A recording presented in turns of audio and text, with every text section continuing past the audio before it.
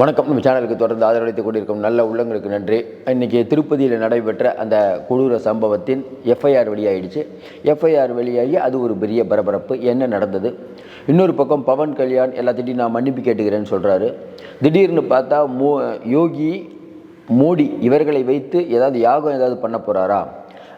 ஆந்திராவில் உள்ள திருப்பதியினுடைய புனிதம் காப்பாற்றப்படும்னு நேற்று வேறு சந்திரபாபு நாயுடு சொல்கிறாரு. அப்போ இதுவரை புனிதம் இல்லையா? என்ன புனிதம் கெட்டு போச்சு? மறுபடியும் அந்த லட்டு மேட்ரு ஆரம்பிக்கிறாங்களா? லட்டுனால தான் இந்த மாதிரி நடந்ததுன்னு சொல்கிறாங்களா? ஏன்னா எஃப்ஐஆரில் அந்த மாதிரி சொல்லலையே. பவன் கல்யாண் அங்கே இருக்கக்கூடிய அதிகாரிகள், தேவஸ்தான அதிகாரிகளுக்கும் அங்கே இருக்கக்கூடிய பாதுகாப்பு அதிகாரிகளுக்கும் பிரச்சனை, மிஸ் அண்டர்ஸ்டாண்டிங்கிறாரு. அப்போ அந்த நடந்த அந்த சம்பவத்துக்கும் போது எல்லாரும் ஓடி வாங்க டோக்கன் கொடுக்குறேன்னு சொன்னது யார்? ஏன்னா அதில் என்னென்னா, அந்த சேலத்திலேருந்து ஒருத்தருடைய மனைவி இறந்துருக்காங்க. அவருக்கு ஊருக்கு கொண்டு போகிறதுக்கு கூட காசு இல்லை. இதான் நம்ம பதிவில் சொல்லியிருந்தோம். காசு இல்லாத ஏழைகள் அவங்க அடுத்து ட்ரெயினில் வருவாங்க, பார்த்துட்டு போயிருக்கிறாங்க. மற்ற எந்த பணமுமே அவங்ககிட்ட இல்லை. இப்போ 25 லட்ச ரூபா கொடுக்குறேன்னு இருக்காங்க. மனித உயிர்கள் எவ்வளோ முக்கியம். இதுவே வேறு ஸ்டேட்லேயோ வேறு கோயில்லையோ நடந்திருந்ததுன்னா, இஸ்லாமிய கோயிலோ கிறிஸ்துவ கோயிலோ நடந்தது எவ்வளோ பெரிய பிரச்சனையை நம்ம பிஜேபி ஆர்எஸ்எஸ் கும்பல்லாம் பண்ணுவாங்க. இந்த திருப்பதி அப்படிங்கிற பேரை இப்படி தொடர்ந்து இவங்க கெடுத்துட்டு இருக்காங்க. கடவுளின் பெயரால் இவங்க கடவுளுக்கு ரொம்ப கஷ்டத்தை கொடுக்குறாங்க, பேரை கெடுக்கிறாங்க. ரொம்ப வருத்தமாக இருக்குது. பக்தர்கள் நிறைய பேர், அவங்க நிறைய உலகம் முழுக்க நிறைய பேர் டேவிட்டிஸ் இருக்காங்கிறாங்க. அவர்கள் பார்த்து கொண்டு இருக்கிறார்கள். கடவுள் இருந்தால் கண்டிப்பாக நடவடிக்கை எடுப்பார். வேறு என்ன நம்ம சொல்ல முடியும்? இந்த விஷயத்துக்கெல்லாம் ஏழை மக்கள் பாதிக்கப்படும் போது நிறைய பேச வேண்டியதாகுது. எஃப்ஐஆர் உள்ள தகவல் என்ன? பவன் கல்யாண் ஏன் இப்படி மாற்றி பேசுகிறார்? தொடர்ந்து ஆந்திர அரசியலை பார்க்குறவங்களுக்கு தெரியும். என்றைக்கு நம்ம நாயுடு வந்தாரோ அன்னையிலேருந்தே திருப்பதி கோயிலை மையமாக வைத்தே ஒரு பிரச்சனை. அங்கே லட்டு இருக்குது, லட்டில் பிரச்சனையை பண்ணி அந்த லட்டில் பிரச்சனை என்ன ஆச்சுங்கிறது இது வரைக்கும் தெரியாது. ஒரு லட்டில் நீங்கள் பிரச்சனை பண்ணுறீங்கன்னா அதனுடைய முடிவுகளை சொல்லணும். பாருங்கள், அவர் ஏமாற்றிட்டாரு சொல்லி இருக்கா இல்லையா, கலந்தீங்கன்னா இல்லையானே மக்களுக்கு தெரியலையே. அப்போ வாங்கி சாப்பிட்டவங்களாம் என்ன உண்மையிலே நம்ம சாப்பிட்டோமா இல்லையா? இது வரைக்கும் பதில் சொல்ல நாயுடு அவர்கள். மேலே நீங்கள் தான் டபுள் இன்ஜின் சர்க்கார் இருக்கீங்க. மேலே தான் ஐயா மோடி இருக்கார். இன்னொன்று ஆன்மீகத்தின் மறு வடிவமான ஐயா பவன் கல்யாண் இருக்கார். பவன் கல்யாண் யாகமெல்லாம் போகிறேன், அங்கே போகிறேன், பாத யாத்திரை பண்ணுறேன். இந்த பக்கம் என்னடானா அண்ணாமலை சவுக்கில் அடிக்கிறார். அந்த பக்கம் என்னடானா பவன் கல்யாண் யாகம்லாம் போகிறேங்கிறார். ஒரு பக்கம் யோகி என்னடானா அவர் பஜனை பாட்டு பாடி கோயிலுக்கு போகிறார். இன்னொரு பக்கம் ஐயா மோடி போய் இங்கே எலெக்ஷன் முடிஞ்சோன்னா தியானம் பண்ணுறேன்னு சொல்லிட்டு இங்கே போகிறாரு. இந்தியாவில் என்ன உண்மையிலே இது வெளிநாட்டிலலாம் நீங்கள் பாருங்கள், இந்த மாதிரி தான். கடவுளுங்கிறது அவங்கவுங்க சொந்த விஷயங்க. இதை ரொம்ப பெரிய விஷயமாக்கி கடவுள் கடவுள் கடவுள். சரி, நீங்கள் கடவுள் தான் சொல்கிறீங்க, ரைட்டு, கும்பிடுங்க, நல்ல பக்தி வரட்டும், நல்லது தான், கடவுள் நல்ல புத்தி கொடுப்பாருன்னு பார்த்தா அடுத்தவங்க கோயிலெல்லாம் போய் அதை நோண்டுறேன் இதை நோண்டுறேன், அது ஒரு பெரிய பஞ்சாயத்து இழுத்து விட்றீங்களே. இதே வேலையாக இருக்கீங்களே. அது எந்த நூற்றாண்டில் கட்டப்பட்டது, இது எந்த நூற்றாண்டில் கட்டப்பட்டது, இதே வேலையாக அலைகிறீங்களே. இது எந்த விதத்தில் சரியாக இருக்கும்?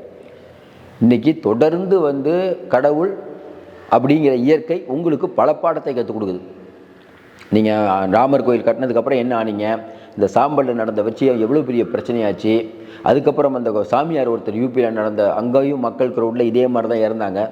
இப்படி தொடர்ந்து பல சம்பவங்கள் நடைபெற்றிருந்தாலும் இன்னமும் அது முழுமையாக அந்த விஷயம் வரமாட்டேது.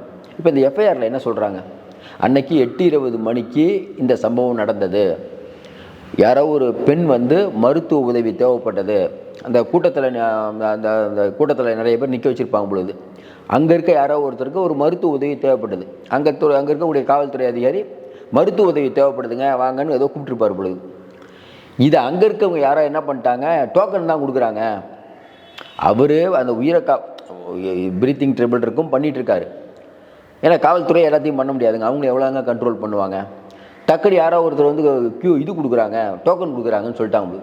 எல்லா மக்களும் ஒன்றா அடிச்சுட்டு வந்துட்டாங்க டோக்கன் கொடுக்குறத பண்ணி. சரி, டோக்கன் கொடுக்குறத பண்ணி அந்த ரூமரை கிளப்பினது யார் அப்படிங்கிறத கண்டுபிடிப்போங்கிறாங்க. கரெக்ட். ஆனால் பாயிண்ட் என்னென்னா, இவ்வளோ மக்கள் கூடுவாங்கன்னு தெரிஞ்சு இத்தனை வருடங்கள் அனுபவம் உள்ள திருப்பதி கோயில் ஏன் நடந்தது? இப்போ அங்கே இருக்கக்கூடிய போலீஸ் அதிகாரிகளே கூண்டோடு நீங்கள் மாற்றிருக்கீங்க. கரெக்ட், மாற்றுங்க. இப்போ பவன் கல்யாண் சொல்கிறது என்னென்னா, அங்கே இருக்கக்கூடிய தேவஸ்தான அதிகாரிகளுக்கும் பாதுகாப்பு அதிகாரிகளுக்கும் மிஸ் அண்டர்ஸ்டாண்டிங்கிறார். இது நமக்கு புரியாத புதிராக இருக்குது. மிஸ் அண்டர்ஸ்டாண்டிங் நடந்ததுனால இது நடந்ததா? அப்போ மிஸ் அண்டர்ஸ்டாண்டிங் நடந்ததுன்னா அவர்களுக்கு என்ன தண்டனை? சும்மா மிஸ் அண்டர்ஸ்டாண்டிங் நடந்தது அப்படின்னு சொல்லிட்டு போயிட்டீங்கன்னா நீங்கள் ஒரு துணை முதல்வர், நீங்கள் சொல்கிற கருத்து பெரிய அளவுக்கு விவாத பொருளாகும். இது முதல் முறையில் பவன் கல்யாண் அவர்களுக்கு எல்லாத்தையும் குறை சொல்கிறதே அவர் வேலையாக போச்சு. நீங்கள் ஏற்கனவே இருந்த ஜெகன்மோகனை குறை சொன்னீங்க. இப்போ நீங்கள் என்ன பண்ணியிருக்கீங்க? கொஞ்ச நாள் தானுங்க. இப்போ என்னென்னா புனிதம் காப்பாற்றப்படுகிறதுனா எந்த புனிதம் கெட்டு விட்டது, எதை நீங்கள் காப்பாற்றப் போகிறீர்கள், எழுமா இல்லாதா? இப்போ வந்து நிறைய விஷயம் நம்ம கேள்விப்பட்டோம். ஏற்கனவே வந்து இந்த இது பேர் என்ன, லட்டு மேட்டரில் இதே மாதிரி தான் சொன்னார், புனிதம் காப்பாற்றப்படுகிறது. அப்போ புனிதம் காப்பாற்றப்படுகிறதுக்கு ஏதாவது யாகம் பண்ண போகிறார் சொல்ல முடியாது. ஐயா மோடி யோகி எல்லாம் கூப்பிட்டு வந்து நம்ம பவன் கல்யாண் யாகம் பண்ணாலும் பண்ணுவார். ஏன்னா அவர்களுக்கு தான் தெய்வ இது இருக்குது, ஏழைகளுக்கெல்லாம் இல்லை, அவங்கள வச்சு யாகம் பண்ணுறோம் அப்படின்ட்டு அது ஒரு பிரச்சனை. ஏன்னா மக்களை திசை திருப்பணும். ஏன்னா நாயுடு வந்த பிறகு அங்கே வந்து நலத்திட்டங்கள் பெருசாக எதுவும் பண்ணல. கரெக்டாக ஒரு 2 நாளைக்கு முன்னாடி தான் ஐயா மோடி, பவன் கல்யாண், நாயுடு 3 பேர் சேர்ந்து ரோட் ஷோலாம் பண்ணாங்க. ரோட் ஷோ பண்ணி இதை பெரிய அளவு யூடியூப் ஃபேஸ்புக்கில் போட்டு பாருங்கள், கூட்டம் லட்சக்கணக்கான மக்கள் கூட்டம். மோடியையும் இவங்க இந்த எங்களுடைய கவர்மெண்ட்டோட ஸ்ட்ரென்த்தை பாருங்கன்னு பண்ணாங்க. ஸ்ட்ரென்த்தை பாருங்கன்னு சொன்ன அடுத்த நாள் வெளியில் சொல்கிறாங்கள, திருப்பதி ஏழுமலையான வந்து கரெக்டாக காட்டிட்டார், இதாம்பா உங்களுக்கு ஆப்புன்ட்டு. வேறு என்ன பண்ணுறது? இன்றைக்கி இருக்கக்கூடிய சூழ்நிலையில் பரவாயில்ல, நம்மை பொறுத்தவரையில் இதில் யாரும் அரசியல் தேடக்கூடாது, கரெக்ட். ஆனால் ஏழை மக்கள் இந்த மாதிரி இறக்குறாங்களே, அவங்களுக்கு போகிறதுக்கு, ஊருக்கு போகிறதுக்கு கூட காசு இல்லையே, இந்த மாதிரி ஏழை மக்கள் இலவச தரிசனம் அப்படிங்கிறத ஏன் நீங்கள் ஊக்குவிச்சிட்ருங்க? இன்னொன்று வந்து நாயுடு இப்போ சொல்கிறாரு, 10 நாள் வந்து சொர்க்கவாசல் திறக்கிறத வந்து எனக்கு ஏற்புடையதில்லைன்னு. ரைட்டுங்க, நீங்கள் வந்தீங்களே அப்போயே அதெல்லாம் பண்ணியிருக்கலாமே, இப்போ என்னங்க இந்த ஐடியாலாம் கொடுக்குறீங்க? முதல்ல இந்த ஐடியா கொடுக்கலாம்ல, கொஞ்சம் யோசனை பாருங்கள். வேறு என்னங்க உங்களுக்கு வேலை? நீங்கள் தானே சிஎம்.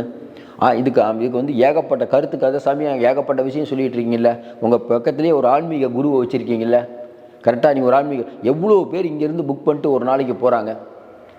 போகிற ஒரு கடவுள் அப்படிங்கும் போது நம்பிக்கை எப்படி பெருகும்னா, அங்கே வசதிகள் ஏற்படுத்த நிறைய பேர் வரணும், வயதானவர்களுக்கு பாதுகாப்பாக இருக்கணும், சின்ன பசங்களுக்கு பாதுகாப்பாக இருக்கணும், அங்கே தரமான எல்லா விஷயம் தரமாக நடக்கணும்.